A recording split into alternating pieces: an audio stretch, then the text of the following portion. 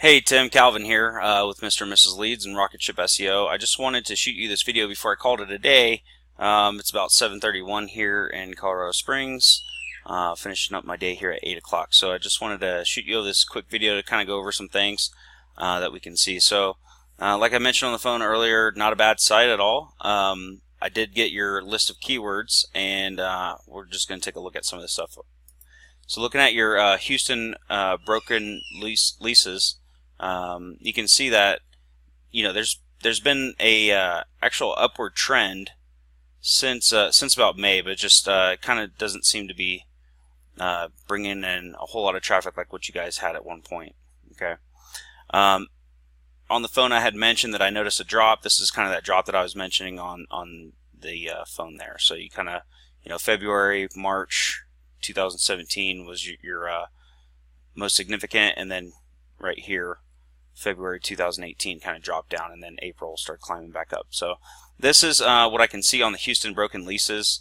I see that when I'm looking at your keywords, and I kind of looked at some of the keywords that you had given me, some of those keywords don't even show up here, and that could be because it's just not on your website. So one of the main things with getting found for keywords like that is you obviously want to make sure that those keywords are inside your content so you can get found for them.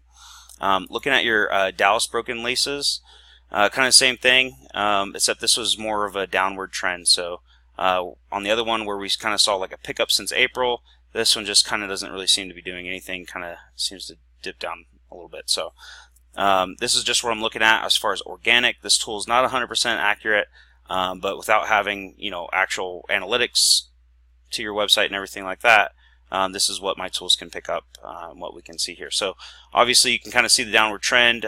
That's why he reached out to us. So we'd be more than happy to help you guys out. Like I did mention on the phone, I'm thinking $1,000 a month for both of the sites, so about $500 allocated per site over the next 2-3 months. We'll review the data at that time and then see what you'd like to do after that, if we'd like to continue on the path that we're going, or if you'd like to kind of scale it up at that point. So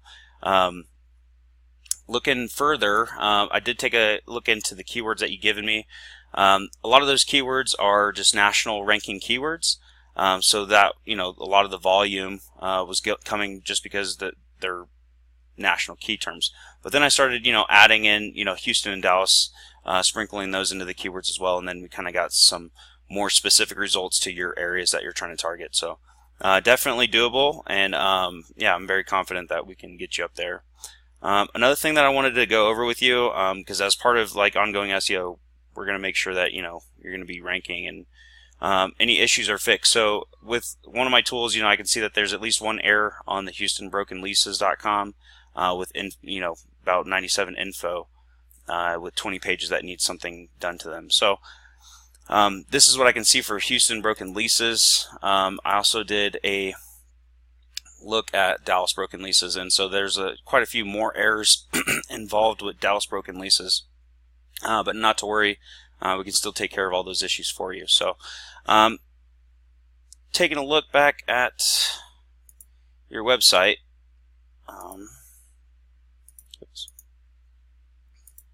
I just didn't know, it is a good looking site. We don't have to change too much, maybe just add some more content so that you can get found for those stuff.